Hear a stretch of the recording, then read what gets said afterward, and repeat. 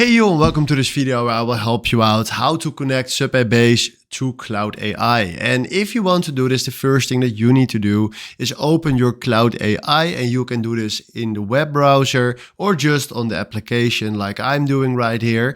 And then we go left to the bottom, and this is exactly the same for the web browser. And then we go right here to settings. Then right here we go to connectors, and then we search right here for browse connectors, and then we fill in right here Supabase.